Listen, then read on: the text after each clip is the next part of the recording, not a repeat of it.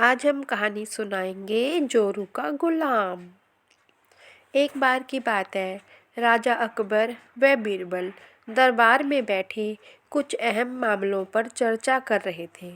तभी बीरबल ने अकबर से कहा, मुझे लगता है कि ज़्यादातर पुरुष जोरू के गुलाम होते हैं और अपनी पत्नियों से डर कर रहते हैं।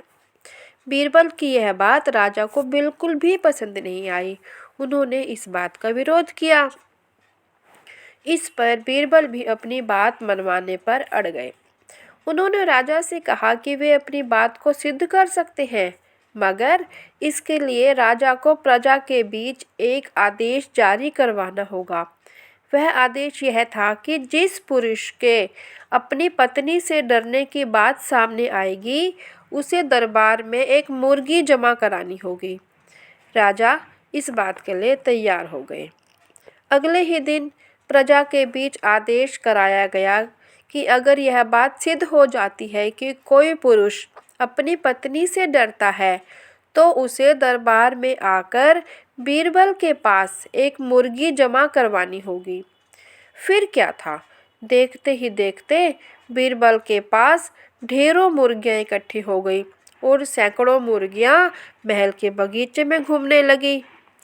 अब बीरबल राजा के पास पहुँचे और बोले, महाराज, महल में इतनी मुर्गियां इकट्ठी हो गई हैं कि आप एक मुर्गी खाना खोल सकते हैं, इसलिए अब आप इस आदेश को वापस ले सकते हैं।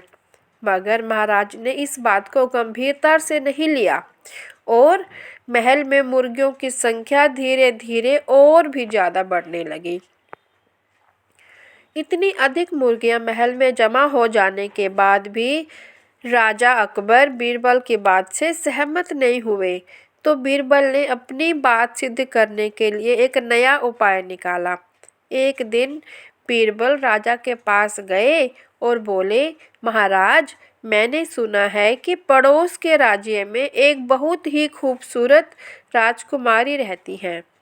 अगर आप चाहें तो क्या मैं आपका रिश्ता वहां पक्का कराऊं?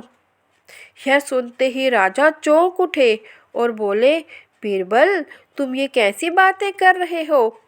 महल में पहले से ही 2 महारानियां मौजूद हैं। अगर उन्हें इस बात की भनक भी लगी तो मेरी खैर नहीं होगी। यह सुनकर बीरबल ने तपाक से जवाब दिया, चलिए महाराज, फिर तो आप भी मेरे पास 2 मुर्गियां जमा करा ही दीजिए। राजा बीरबल का ऐसा जवाब सुनकर शर्मा गए और उन्होंने अपना आदेश उसी समय वापस ले लिया।